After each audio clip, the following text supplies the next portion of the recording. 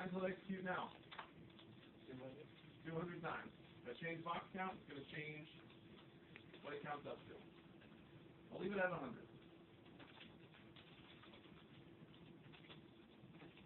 Now here's how we could set our random boxes.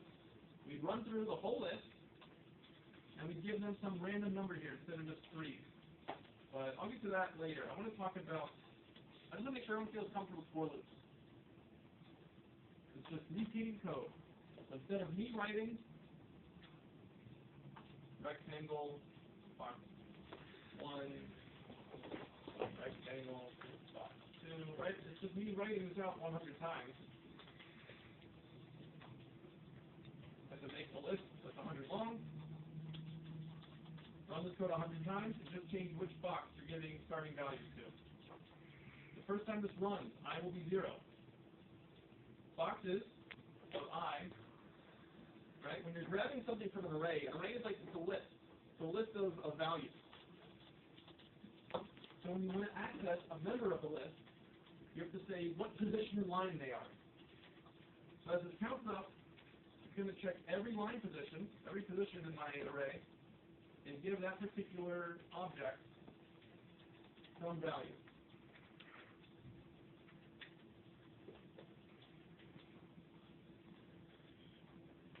Let's say we want to display the area. I'll do it in a second for loop. I don't really need to, but I will. I can use int I again. So we talk about scope. This variable I only exists inside this for loop. So I can make a new int I.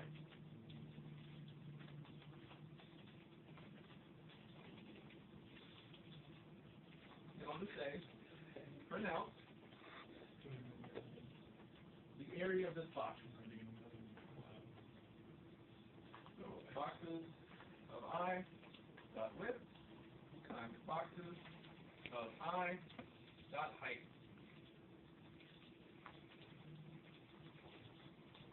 How many areas will it print out?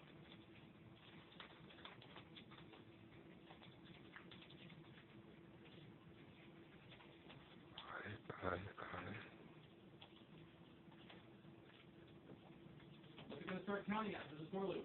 Yeah. What's it going to end counting at? You can even just say what the variable name is. It's going to stop at box count, right? Yeah. And box count set to 100. So this for loop will execute 100 times. So it's going to print out 100 areas. Even though I've only written this line once, it's going to run 100 times. We're going to see 100 areas. Now, because we didn't set any random values, they're always going to have the area of 9. There should be 100 9s here. We can make this a little more interesting. Give them all a different height and width. Let's say instead of setting it to 3, we can set it to what number? You have an idea on how they could all have a different number here?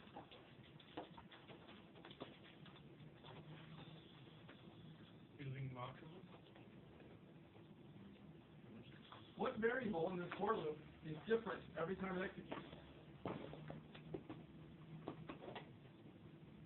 I'll give you a hint. I count from 0 to 100 in this for loop. That's how we make sure we set every box to be different. Because the first time it runs, I is 0. It says grab from this list the guy's position 0. Set as variables. Finish executing. Check the condition. Is 0 less than 100? Yes. Make 0 go up by 1.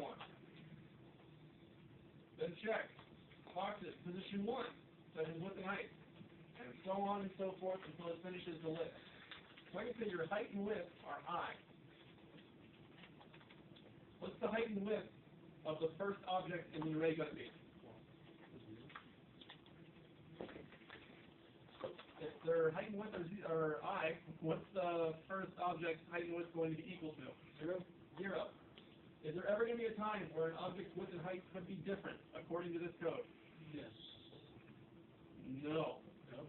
Because width and height are both being set to I.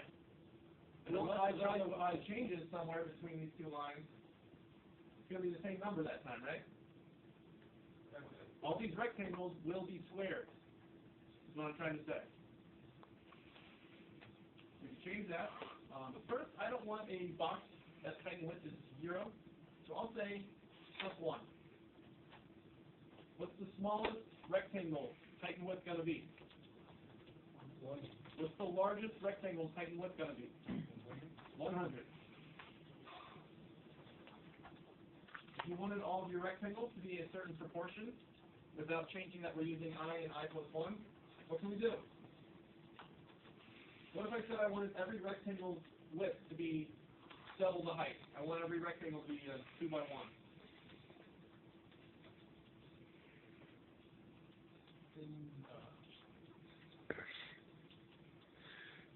Go back to this. Remember back to when we did this. What if I said I wanted every width to be twice the size of the height? What could I change here?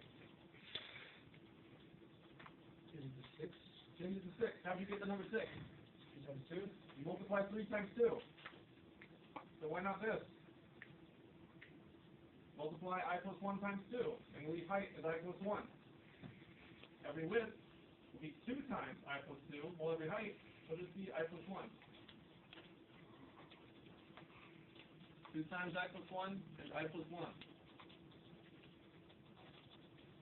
Every rectangle's width will be twice the size of the height. You can even write this a different way. If you want to be really certain, basically, what if I ever change height to just say I plus 8? Is every width going to be twice the size of the height? No. No. It's going to be a little off. So what we can do is we can set the height first. Right? I'll just put a height up here. And what can I replace this part of the equation with? If I want the width to be 2 times the height, what can I write here? I plus 1 times 2. How about this? Now, no matter what I type here, I'll just get 2 times that answer.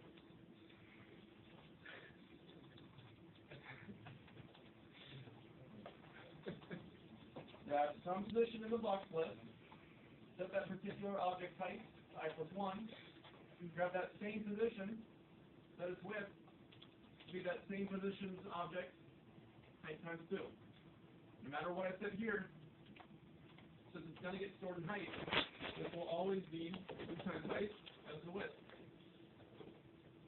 This is the power of arrays and for loops, having a list you can manipulate. These 2 lines of code will execute 100 times, so I don't have to write it out 100 times. So now, when I display all the areas, what's the first area going to be? Guys, what's the first area going to be?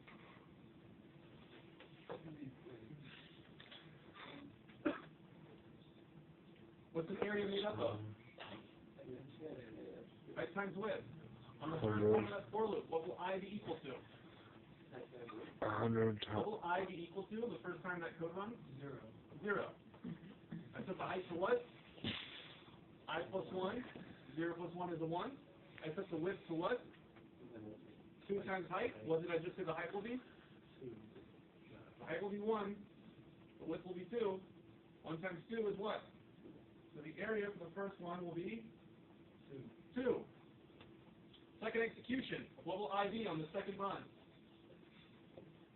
Just counting up. What was it last time? It was 0 last time. 1. So when it happens the second time, it will be a 1. Height will be 1 plus 1. So height will be a 2. Width will be height times 2, a 4. 2 times 4, 8. When we look at these areas, it should look like the powers of 2 starting at 2 to the first.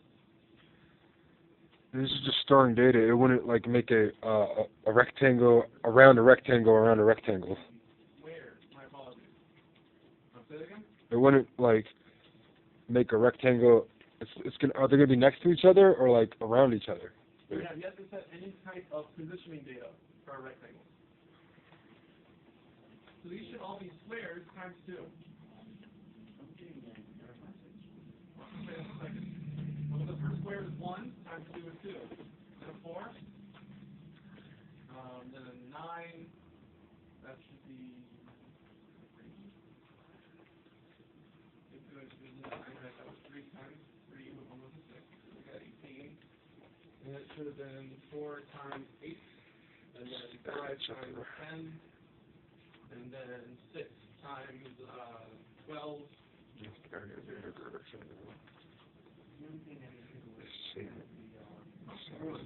Insert identifier line 25.